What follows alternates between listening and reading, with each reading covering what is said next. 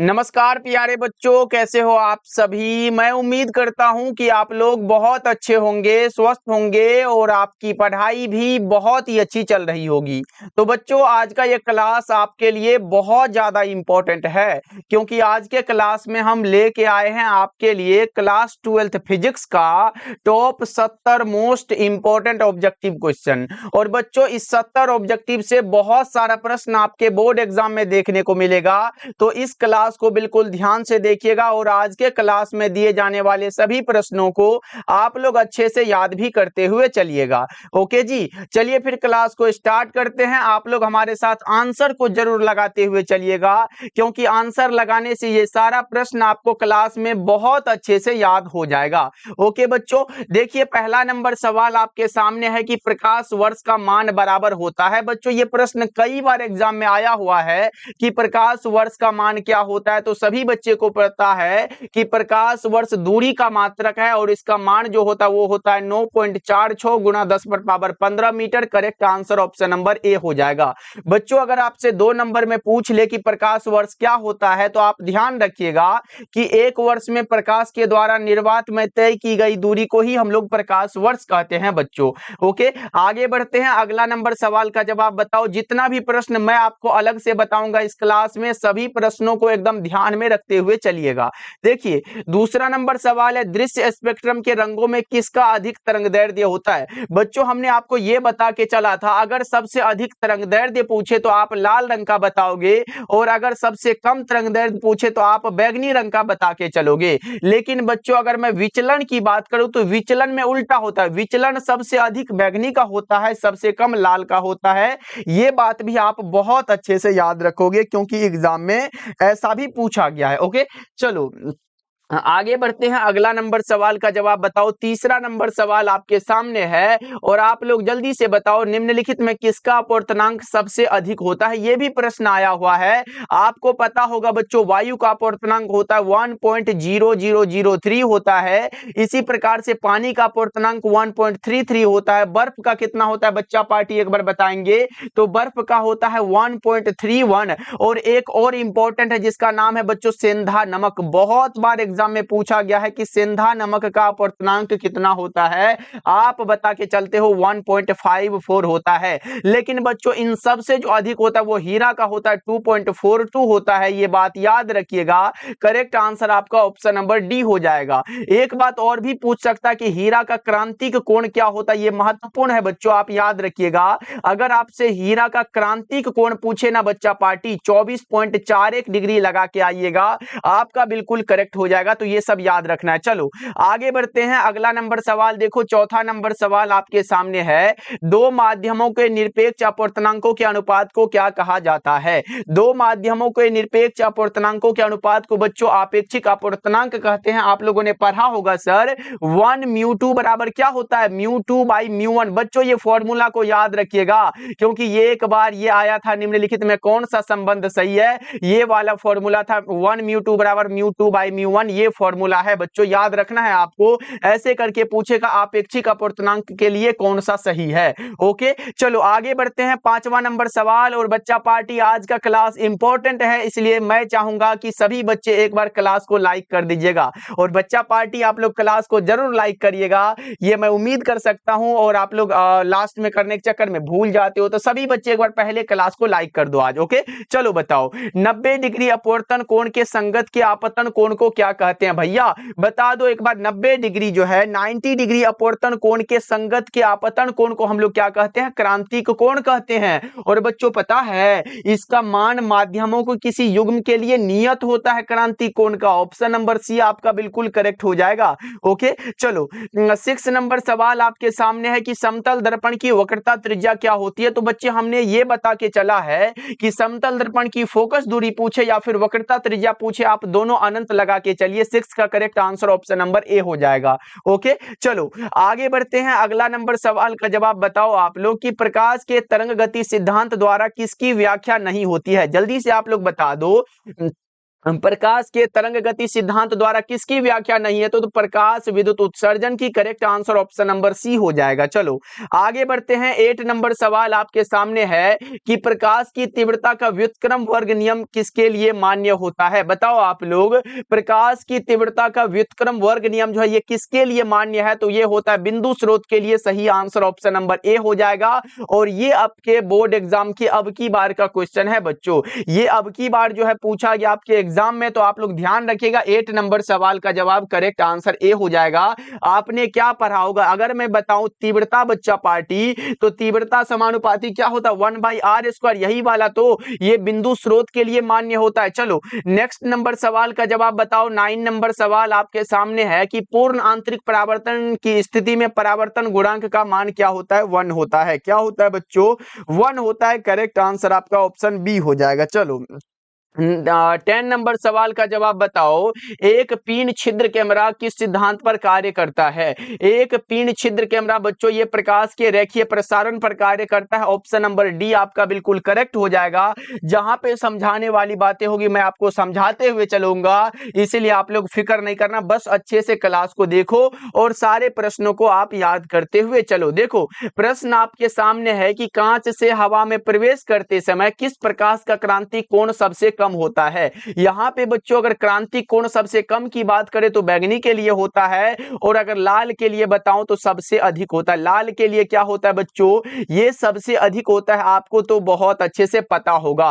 11 number सवाल का जवाब आपका करेक्ट आंसर डी हो जाएगा बच्चों। चलो आगे बढ़ते हैं। 12 नंबर सवाल आपके सामने है कि तालाब की तली कुछ ऊपर उठी हुई प्रतीत होती है, इसका कारण क्या है? बच्चों आप कोई भी अगर मानो ग्लास में ही पानी भरो और ऊपर से देखो तो आपका जो वो ग्लास की जो तली है ना वो आपको ऊपर उठी हुई प्रतीत होती है, और इसका कारण क्या होता है? प्रकाश का अपवर्तन है। ये अपवर्तन के कारण होता है। 12 नंबर सवाल का जवाब करेक्ट आंसर आपका सी हो जाएगा।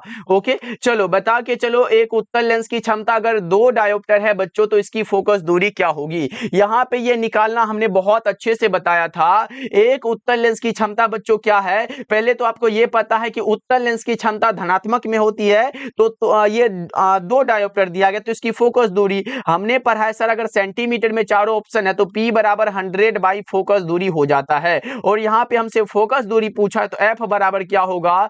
100 बाई P होगा। 100 बाई P देखो P हमारा 2 दिया गया है तो यहाँ पे 2 से भाग लगा दो, 50 दूना के 100 हुआ, 50 सेंटीमीटर आपका निकलेगा बच्चों। 13 नंबर सवाल का जवाब आप भी बताओगे। ओके चलो आगे बढ़ते हैं। 14 नंबर सवाल आपके सामने है। एक गोलीय दर्पण को पानी में डुबा दिया जाता है तो इसकी फोकस दूरी क्या होगी? एक गोलीय दर्पण को पानी में डुबा दिया जाता है बच्चों तो इसकी फोकस दूरी आप लोग बताओ तो समान रहती है। क्या रहती है?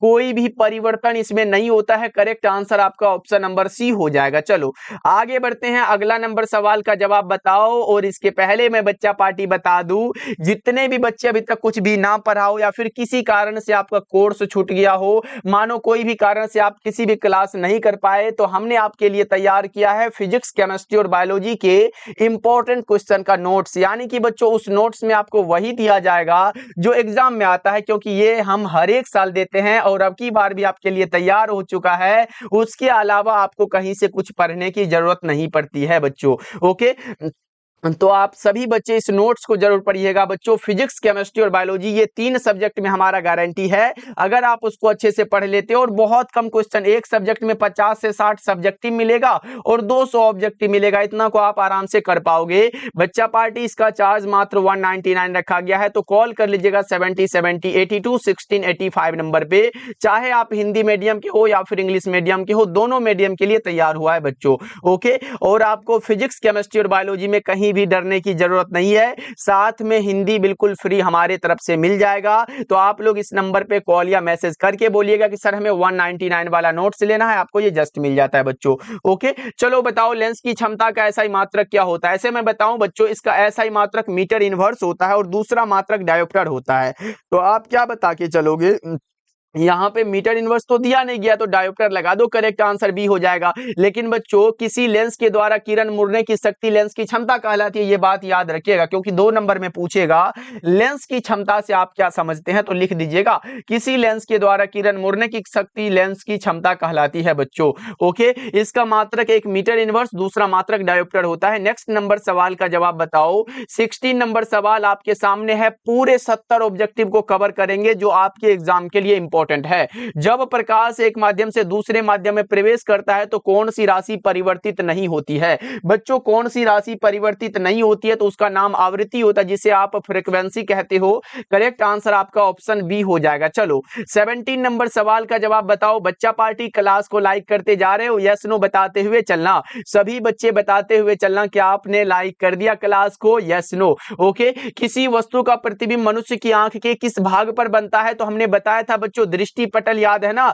क्या बताया था हमने? दृष्टि पटल। जल्दी से आप लोग बता दो कौन सा हो जाएगा, तो आप बताओगे सर रेटिना कहते हैं उसको। और रेटिना पर जो बना हुआ प्रतिबिंब होता है ना सर, वो कैसा होता है? वास्तविक होता है। कैसा बच्चा पार्टी? याद रखिएगा वास्तविक एवं उल्टा होता है। किसी भी मनुष्य की आंख के रेटिना पर जो प्रतिबिंब बनता है वो वास्तविक और उल्टा बनता है बच्चों। ओके, ध्यान रखिएगा आप लोग। चलो आगे बढ़ते हैं। 18 नंबर सवाल है, एक लेंस की फोकस दूरी हमारे सामने 20 सेंटीमीटर दिया गया तो इसकी क्षमता पूछा गया है। ऊपर हमसे फोकस दूरी पूछा था जो कि हमने निकाल दिया था बच्चों, और यहाँ पे आपसे क्षमता यानी कि पावर पूछा है, तो P बराबर 100 बाई फोकस दूरी लगाओगे क्योंकि हमारे सामने फोकस दूरी सेंटीमीटर में है। अब देखो यहाँ पे 100 बाई फोकस दूरी 20 दिया गया तो 20 लगा दो, 20 पंचे का 100 हो जाएगा। 5 डायोप्टर देख लो किस ऑप्शन में है, 5 डायोप्टर। करेक्ट आंसर आपका ऑप्शन नंबर डी हो जाएगा बच्चे। क्या हो जाएगा? 18 नंबर सवाल का जवाब करेक्ट आंसर आपका ऑप्शन डी हो जाएगा। ओके, चलो 19 नंबर सवाल का जवाब बताओ। किस दृष्टि दोष के निवारण के लिए बेलनाकार लेंस का उपयोग किया जाता है? बच्चों हमने ये बताया था कि निकट दृष्टि दोष को दूर करने के लिए हम अवतल लेंस का यूज करते हैं, दीर्घ दृष्टि दोष को दूर करने के लिए हम उत्तल लेंस का यूज करते हैं, जरा दृष्टि दोष को दूर करने के लिए हम बच्चों किसका? बायोफोकल लेंस का यूज करते हैं, और अबिंदुकता को दूर करने के लिए किसका? बेलनाकार लेंस का यूज होता है। किसको बच्चों? यहाँ पे अबिंदुकता को दूर करने के लिए बेलनाकार लेंस, दीर्घ दृष्टि दोष को उत्तल लेंस हमने बताया था, निकट दृष्टि दोष के लिए अवतल लेंस बताया था, और जरा दृष्टि दोष के लिए बायोफोकल लेंस बताया था। तो यहाँ पे बेलनाकार लेंस यानी कि बच्चों अबिंदुकता को दूर करने की बात हो रहा है। करेक्ट आंसर आपका ऑप्शन डी हो जाएगा। चलो आगे बढ़ते हैं। 20 नंबर सवाल का जवाब बताओ। कांच के एक अवतल लेंस को जब जल में डुबाया जाता है तब यह कैसा हो जाता है? कांच के एक अवतल लेंस को जब बच्चों जल में डुबाया जाता है तब यह कैसा हो जाता है? तो यह होता है कम अपसारी। करेक्ट आंसर आपका ऑप्शन सी हो जाएगा। चलो आगे बढ़ते हैं। 21 नंबर सवाल का जवाब बताओ। सरल सूक्ष्मदर्शी की आवर्धन क्षमता कैसी होती है? यहां पे बच्चों आपने पढ़ा होगा सिंपल माइक्रोस्कोप के लिए m बराबर क्या होता है? 1 + d/f होता है, फॉर्मूला है। इसके लिए आपको कहीं भी भटकने की जरूरत नहीं है, आप बता पाओगे कौन सा हो जाएगा। कौन सा बच्चों? m बराबर 1 + d/f। Correct answer option number C हो जाएगा क्योंकि हमने बताया है, फॉर्मूला सर ने बताया है, तो गलत कैसे करेंगे हम लोग। चलो नेक्स्ट नंबर सवाल का जवाब एक बार बता दो कौन सा हो जाएगा। यहाँ पे बच्चों ये रहा, खगोलीय दूरदर्शी में अंतिम प्रतिबिंब कैसा होता है? जल्दी से आप लोग बताओ खगोलीय दूरदर्शी में कैसा अंतिम प्रतिबिंब होगा, ये बात आपसे पूछा गया है। खगोलीय दूरदर्शी में बच्चों अंतिम प्रतिबिंब आभासी और उल्टा होता है, तो बताओ एक बार सरल सूक्ष्मदर्शी के द्वारा कैसा बनता है? एग्जाम में आया है। जल्दी से आप लोग बता दो कि सरल सूक्ष्मदर्शी के द्वारा कैसा प्रतिबिंब बनता है, जल्दी से बता के चलो। सर वो होता है आभासी। कैसा होता है? आभासी होता है। और कैसा होता है? आभासी एवं उल्टा होता है। कैसा होता है? आभासी एवं उल्टा। अगर बात आए आपके सामने बच्चा पार्टी आभासी, और अगर आपके सामने क्या है यहाँ पे उल्टा है, तो ये तो संयुक्त हो जाएगा। तो यहाँ पे क्या हो जाएगा सर? आभासी और सीधा हो जाएगा। आभासी और सीधा की बात आए तो ये सरल सूक्ष्मदर्शी हो जाएगा। लेकिन अगर आपके सामने कैसा है बच्चा पार्टी? आभासी एवं अगर आपके सामने उल्टा आ जाए तो ये कैसा होता है सर? ये कौन सा सूक्ष्मदर्शी है? तो ये संयुक्त वाला होता है बच्चों। ये हमारा सूक्ष्मदर्शी दो प्रकार के, एक सरल सूक्ष्मदर्शी, दूसरा संयुक्त सूक्ष्मदर्शी। अगर आभासी और उल्टा है तो संयुक्त सूक्ष्मदर्शी के द्वारा ये प्रतिबिंब बनता है, और अगर आभासी व उल्टा, देखो उल्टा वाला बात संयुक्त सूक्ष्मदर्शी पूछे या फिर खगोलीय दूरदर्शी पूछे, दोनों में सेम प्रतिबिंब बन रहा है, तो याद करने में और भी आसानी हो गई होंगी बच्चों। ओके चलो चलो 23 नंबर सवाल का जवाब बताओ, खगोलीय दूरदर्शक के वस्तु लेंस के लिए होना आवश्यक होता है कहां पर बच्चों? बड़ी फोकस लंबाई का होना बहुत आवश्यक है। करेक्ट आंसर बी हो जाएगा। चलो आगे बढ़ते हैं। 24 नंबर सवाल आपके सामने है, सामान्य समायोजन में खगोलीय दूरदर्शक की लंबाई कैसी होती है? सामान्य समायोजन में बच्चों खगोलीय दूरदर्शक की लंबाई कैसी होती है? आपने एल बराबर पढ़ा है FO प्लस FE, क्या FO प्लस FE? बताओ कौन सा करेक्ट आंसर आपको लग रहा है? आप बता के चल रहे हो सर ये हमारा डी वाला ऑप्शन करेक्ट हो जाएगा। ओके चलो आगे बढ़ते हैं। 25 नंबर सवाल आपके सामान्य है, ये पूछा जा रहा है सामान्य समायोजन के लिए खगोलीय दूरदर्शक की आवर्धन क्षमता क्या होगी? आवर्धन क्षमता यानी कि बच्चों m पूछा गया, m बराबर क्या होता है जल्दी से बताओ? m बराबर माइनस FO बटा FE। बताओ कौन सा ऑप्शन मिलता है? ये फॉर्मूला सब है, आपको याद रखना पड़ेगा। m बराबर माइनस FO बटा FE, करेक्ट आंसर ए हो जाएगा। चलो आगे बढ़ते हैं। 26 नंबर सवाल आपके सामने है, पतली झिल्ली के रंगीन दिखने का कारण क्या हो सकता है जल्दी से बताओ? व्यतिकरण होता है। पतली झिल्ली के रंगीन दिखने का कारण बच्चों क्या होता है? इंटरफेरेंस होता है। चलो आगे बढ़ते हैं। 27 नंबर सवाल है, आसमान का रंग नीला दिखने का कारण क्या हो सकता है? आसमान का रंग बच्चों नीला दिखने का कारण आखिरकार क्या हो सकता है? प्रकीर्णन होता है। 27 नंबर सवाल का जवाब करेक्ट आंसर ए होगा। आप बिल्कुल ध्यान रखिएगा बच्चों, ये सभी के सभी प्रश्न आपके एग्जाम के लिए मैं बता दूं 100% लड़ने वाला होता है, क्योंकि ऐसा प्रश्न आपके एग्जाम में हर एक बार देखा जाता है बच्चों। क्वेश्चन बैंक उल्टा के देख लेना। ओके बच्चों चलो आगे बढ़ते हैं। 28 नंबर सवाल है, जब प्रकाश की एक किरण स्लैब में प्रवेश करती है तो इसका तरंगदैर्ध्य क्या होता है? जब प्रकाश की एक किरण बच्चों स्लैब में प्रवेश करती है तो इसका तरंगदैर्ध्य घट जाता है। 28 नंबर सवाल का जवाब करेक्ट आंसर ए हो जाएगा। चलो 29 नंबर सवाल का जवाब बताओ, इंद्रधनुष का निर्माण जिस कारण से होता है वो कौन सा होगा? इंद्रधनुष का निर्माण बच्चों जिस कारण से होता है वो वर्ण विक्षेपण होता है। क्या होता है? वर्ण विक्षेपण हो जाएगा। 29 नंबर सवाल का जवाब सी हो जाएगा। चलो आगे बढ़ते हैं। 30 नंबर सवाल है, प्रकाश के रंग का कारण क्या होता है? प्रकाश के रंग का कारण बच्चों बताओ एक बार। प्रकाश के रंग का कारण इसकी आवृत्ति है। प्रकाश के रंग का कारण बच्चों इसकी आवृत्ति है। 30 नंबर सवाल का जवाब ए बता रहे हो आप लोग। ओके क्लास को तो लाइक कर दियो बच्चा पार्टी, एक बार बताओ जल्दी से कमेंट सेक्शन में यस सर हमने क्लास को लाइक कर दिया, और कमेंट सेक्शन में बताते चलो क्लास कैसा लग रहा है। भैया यही तो आपका कमेंट जो है हमारे लिए मोटिवेशन है, तो एक बार सभी बच्चे कमेंट करो ना जी कैसा क्लास लग रहा है, बताओगे तभी तो, जल्दी से एक बार बता दो। ओके चलो आगे बढ़ते हैं। 31 नंबर सवाल का जवाब बताओ जल्दी से क्या हो जाएगा?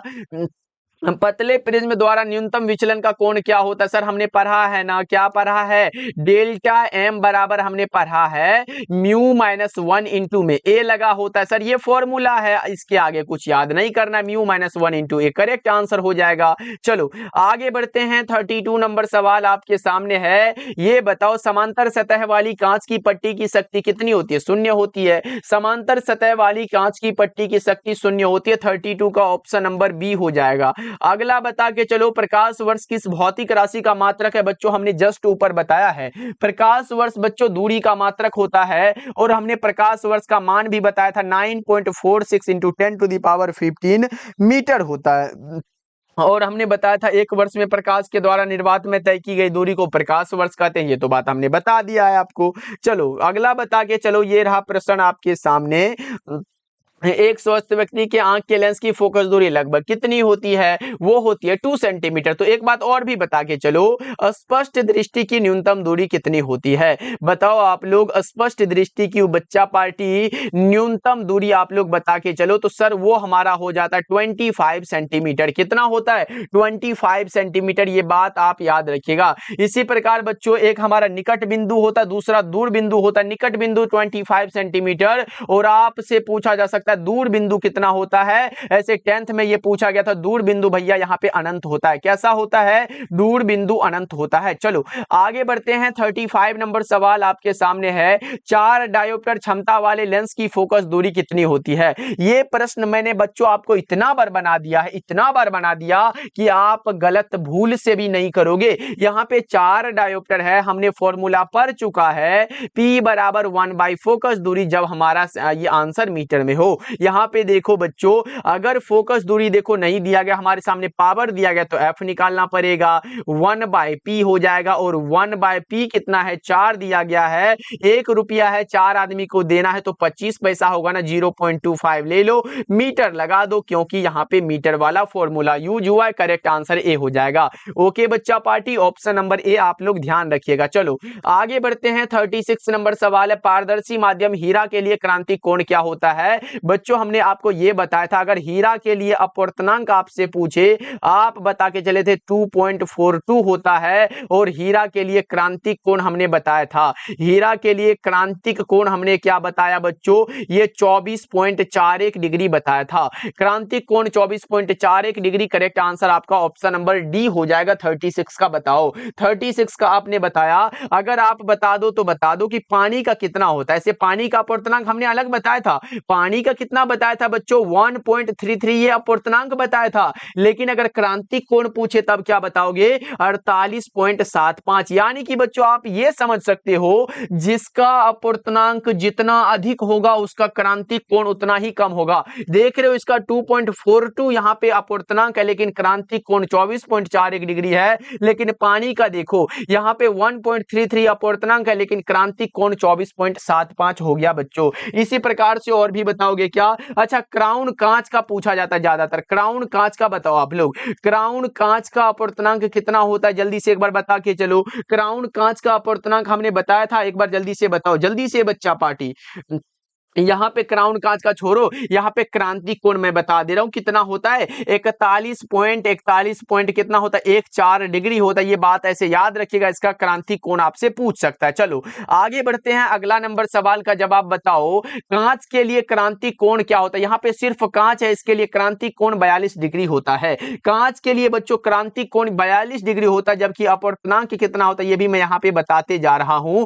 अपवर्तनांक यानी कि बच्चों म्यू द्वारा दर्शाते हैं इसको, इसका 1.5 होता है, ये इसका अपवर्तनांक होता है, और ये क्रांतिक कोण होता है। एकदम समझ में आ रहा है, यस नो बच्चा पार्टी, ये बात हमें बहुत अच्छे से बताना पड़ेगा आपको। चलो आगे बढ़ते हैं। 38 नंबर सवाल का जवाब बताओ, निम्नलिखित में से किसे ध्रुवीकृत नहीं किया जा सकता है। ध्रुवीकृत बच्चों ध्वनि तरंगों को नहीं किया जा सकता है। 38 नंबर सवाल का जवाब करेक्ट आंसर ए हो जाएगा। ओके चलो 39 नंबर सवाल का जवाब बताओ, ध्रुवित प्रकाश में कंपन तल एवं ध्रुवण तल के बीच का कोण कितना होता है। ध्रुवित प्रकाश में कंपन तल एवं ध्रुवण तल के बीच का कोण बताओ बच्चों। 39 नंबर सवाल में जवाब क्या होगा, ये हमारा हो जाता है 90 डिग्री। क्या होता है यहां पे 90 डिग्री, याद रखिएगा। बच्चों एक चीज और पूछता है कि विषुवत रेखा पर नमन कोण बताओ आप लोग, ये पूछा गया एग्जाम में। विषुवत रेखा पर नमन कोण बताओ आप लोग कौन सा होता है, जल्दी से बता के चलो आप लोग। कौन सा होगा बच्चों, विषुवत रेखा पर नमन कोण कितना होता है, 24.41 डिग्री नहीं होता है सर, ये तो क्रांतिक कोण बता दिए। यहाँ पे नमन कोण पूछता है 0 डिग्री होता है। लेकिन बच्चों यहाँ पे पृथ्वी के चुंबकीय ध्रुव पर पूछे, अगर आपसे पृथ्वी वाला बात आए तो बच्चों पृथ्वी के चुंबकीय ध्रुव पर नमन कोण 90 डिग्री होता है। ओके चलो आगे बढ़ते हैं। 40 नंबर सवाल आपके सामने है, लेजर क्रिया के लिए कौन सा आवश्यक होता है। लेजर क्रिया के लिए आवश्यक होता है संख्या परिवर्तन। और लेजर के बारे में मैं बता दूं बच्चों, इसका आविष्कार कब हुआ था। आविष्कार बच्चा पार्टी कब हुआ था, एक बार बता के चलो। लेजर का आविष्कार 1960 ईस्वी में हुआ था। और आपको मैं बता दूं, इसके आविष्कारक का नाम बताओ। इनके आविष्कारक का नाम है थियोडोर मैमन बच्चों, इनके आविष्कारक का नाम है थियोडोर मैमन। ये बात भी बिल्कुल ध्यान रखिएगा आप लोग। ओके चलो आगे बढ़ते हैं। 41 नंबर सवाल है, व्यतिकरण की घटना का कारण क्या होता है। कलांतर होता है बच्चों, फेज डिफरेंस होता है। व्यतिकरण की घटना का कारण बच्चों, इंटरफेरेंस की घटना का कारण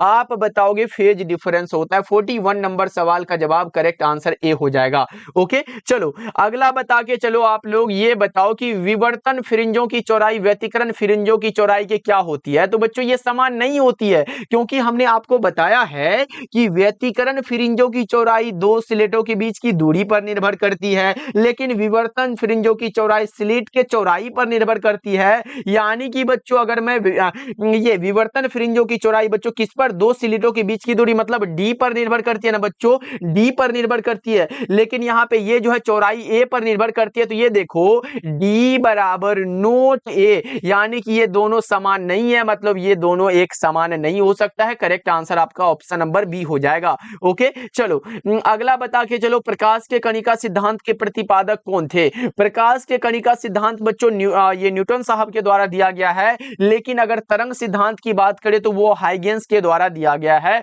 और आपने ये तो पढ़ा है ना आइंस्टीन साहब का ये ऊर्जा समतुल्यता संबंध के बारे में, E बराबर mc स्क्वायर, वो सब बाद में पढ़ेंगे। चलो आगे बढ़ते हैं। ये दो बताओ जल्दी से, किसी वस्तु द्वारा नेत्र पर अंतरित कोण को क्या कहते हैं, उसे हम लोग दर्शन कोण कहते हैं। किसी वस्तु के द्वारा नेत्र पर अंतरित कोण को बच्चों दर्शन कोण कहते हैं। 44 नंबर सवाल का जवाब करेक्ट आंसर ए हो जाएगा।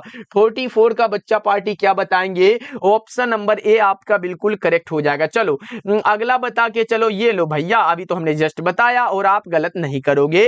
निम्नलिखित में कौन संबंध द्रव्यमान और ऊर्जा के लिए सही है। हमने आपको बताया है आइंस्टीन साहब का द्रव्यमान ऊर्जा समतुल्यता संबंध। क्या बच्चों, आइंस्टीन का द्रव्यमान ऊर्जा समतुल्यता संबंध आप गलत नहीं करोगे। आपने पढ़ा है E बराबर mc स्क्वायर। बच्चों बताओ कौन सा, ऑप्शन नंबर सी आपका बिल्कुल सही जवाब हो जाएगा। ओके चलो 46 नंबर सवाल आपके सामने है, विवर्तन की घटना को कितने भागों में बांटा गया। ये तो भैया आसान सा सवाल है, बताओ एक बार कौन सा हो जाएगा। यहां पे है विवर्तन की घटना को आपने पढ़ा, एक होता है फ्रेनल का विवर्तन, यहां पे लिख देता हूं मैं बच्चा पार्टी। एक हमारा कौन सा होता है, फ्रेनल का कौन सा विवर्तन होता है, फ्रेनल का विवर्तन। और दूसरा कौन सा होता है सर, दूसरा होता है फ्राउनहोफर का विवर्तन। क्या होता है, यहां पे याद रखिएगा, फ्राउनहोफर का क्या होता है सर, विवर्तन होता है, आपको पता रखना है। तो दो प्रकार से दो भागों में इन्हें बांटा गया है, दो वर्गों में इन्हें बांटा गया है बच्चों, याद रखिएगा ना। चलो आगे बढ़ते हैं। 47 नंबर सवाल है, ध्वनि तरंगों की प्रकृति कैसी होती है। हमने बताया था अगर आपके सामने आए, क्या आएगा बच्चों, अगर आपके सामने ये आए प्रकाश तरंग, बच्चों क्या आएगा, अगर आपके सामने प्रकाश तरंगों की प्रकृति पूछे तो वो अनुप्रस्थ होता है, जबकि ध्वनि तरंगों की प्रकृति अनुदैर्ध्य होती है।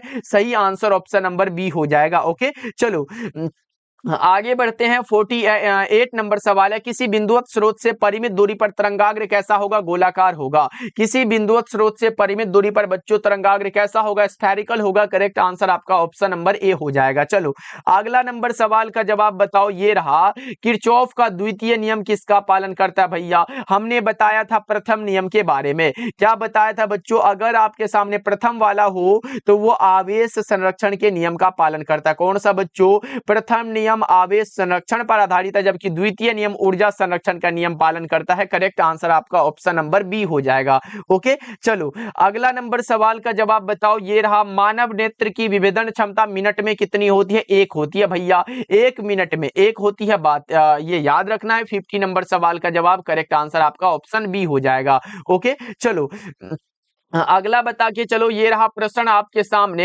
ये प्रकाशिक पथ बराबर क्या होता है, फॉर्मूला है अपवर्तनांक गुणा पथ लंबाई। क्या होता है भैया, अपवर्तनांक गुणा पथ लंबाई। ऑप्शन नंबर ए आपका बिल्कुल सही जवाब हो जाएगा। ओके चलो आगे बढ़ते हैं। 52 नंबर सवाल है, ये हमारा व्यतिकरण फ्रिंज की चौड़ाई के लिए फॉर्मूला पूछा गया। बहुत आसान सा सवाल है, आप बता के चलोगे। बीटा बराबर क्या होता है, डी लेम्डा बाय डी होता है। क्या होता है सर, बीटा बराबर डी लेम्डा बाय डी होता है। कौन सा ऑप्शन हो जाएगा, ऑप्शन नंबर ए हो जाएगा। यहाँ पे मैं बच्चों अगर मैं बात करूं कि ये सर बीटा क्या होता है, आपको पता है क्या, बीटा होता है फ्रिंज की चौड़ाई। ये डी क्या होता है सर, डी होता है स्लिट और पर्दे के बीच की दूरी। लेम्डा क्या होता है सर, आपको पता है सर तरंग दैर्ध्य होता है। और यहाँ पे ये स्लिटों के बीच की दूरी डी होती है। ये क्या है, स्लिट और पर्दे के बीच की दूरी, लेकिन ये स्लिटों के बीच की दूरी है, आपको याद रखना है। ये फॉर्मूला पूछा गया, बीटा बराबर डी लेम्डा बाय डी होता है बच्चों। ओके चलो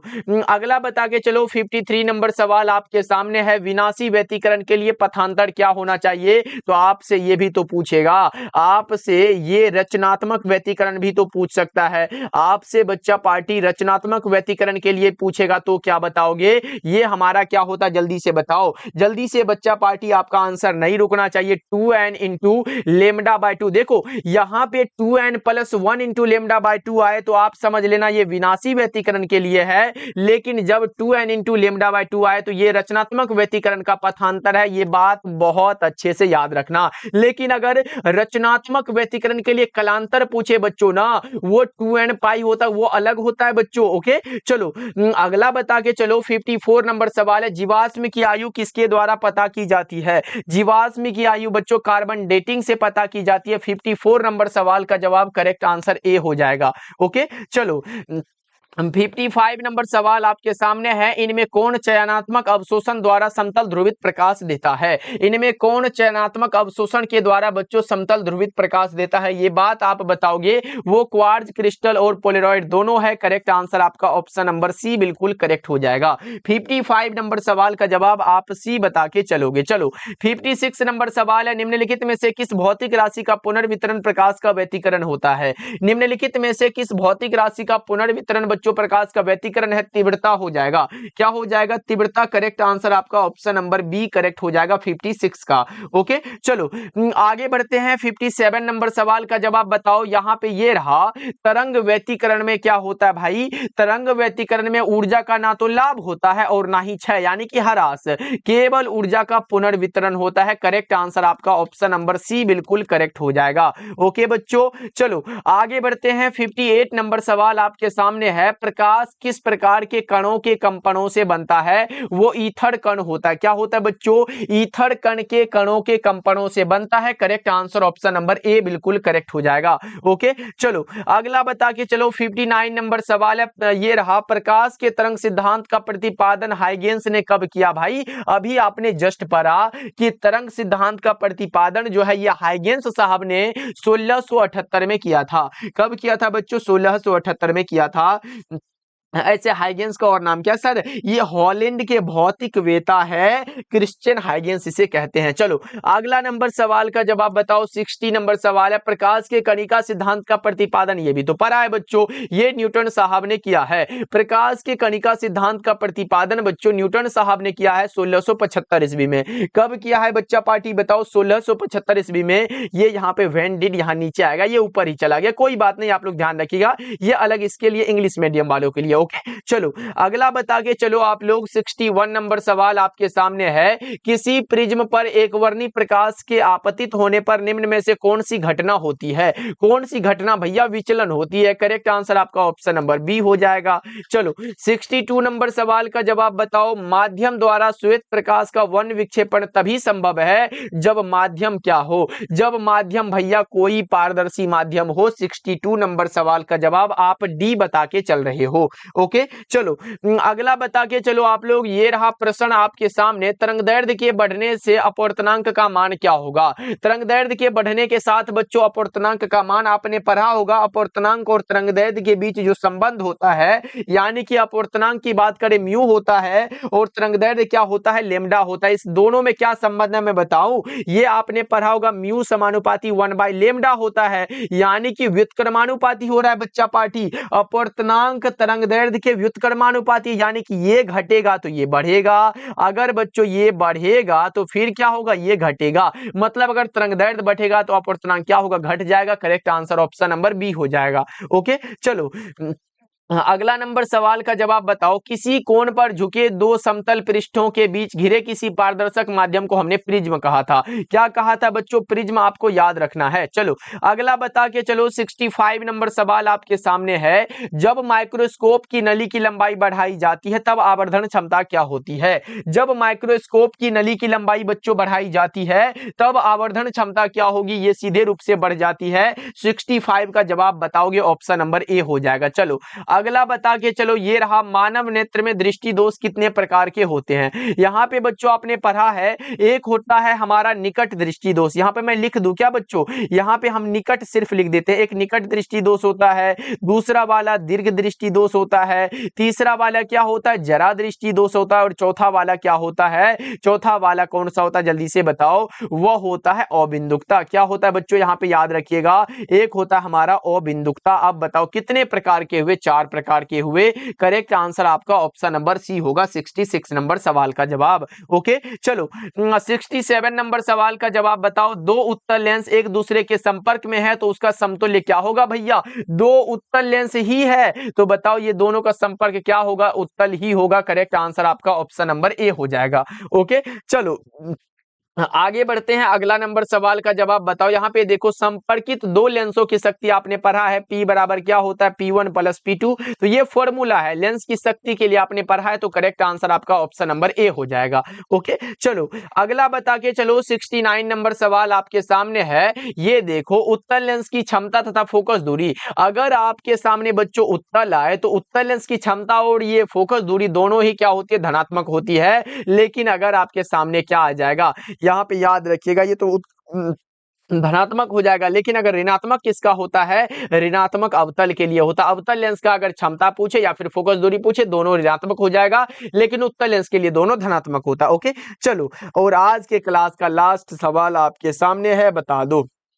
यहाँ पे बच्चों पूछा जा रहा है कि क्लेडिंग का अपवर्तनांक करोड़ के अपवर्तनांक से क्या होगा, ये कम होता है। क्लेडिंग का अपवर्तनांक करोड़ के अपवर्तनांक से कम होता है। आपने पढ़ा होगा ना बच्चा पार्टी, ऐसे करके हमारा जो क्लेडिंग बना होता है, ऐसे करके बना हुआ होता है ना, इसमें ऐसे वाला बीच में जो होता है ना, वो करोड़ लगा हुआ होता है। तो इसका अपवर्तनांक क्लेडिंग के अपवर्तनांक से क्या होता है, कम होता है। ऑप्शन नंबर क्या होगा, ऑप्शन नंबर ए आपका बिल्कुल करेक्ट हो जाएगा। ओके बच्चा पार्टी, चलो जी बता दो आज का क्लास कैसा लगा, सभी बच्चे कमेंट करके बताइएगा। और बच्चा पार्टी जितने बच्चे वो नोट्स लेना चाहते हो फिर जरूर लीजिएगा, क्योंकि वही एक नोट्स है जो आपको एग्जाम में अच्छे नंबर दिलाएगा। मतलब उतना को पढ़े आप, अगर आप हम पे भरोसा कर चुके हो तो फिर इसके बाहर क्वेश्चन नहीं जाने वाला। उस नोट्स में ही जितना दिया जाएगा उतना को आपको पढ़ लेना है। ओके बच्चा पार्टी, मात्र इसका 199 चार्ज रखा गया है और अब की बार बहुत कम रखा गया है। तो आप कॉल या मैसेज कर लीजिएगा 7070 82 16 85 नंबर पे। आप व्हाट्सएप पे मैसेज कर सकते हो कि सर हमें 199 वाला नोट्स लेना है, आपको ये मिल जाएगा। ओके बच्चा पार्टी, बाकी आप लोग कमेंट करके बताइएगा कि ये क्लास कैसा लगा, जरूर कमेंट करिएगा। ओके बच्चों, मिलते हैं फिर अगले क्लास में, आप लोग अपना ध्यान रखिएगा।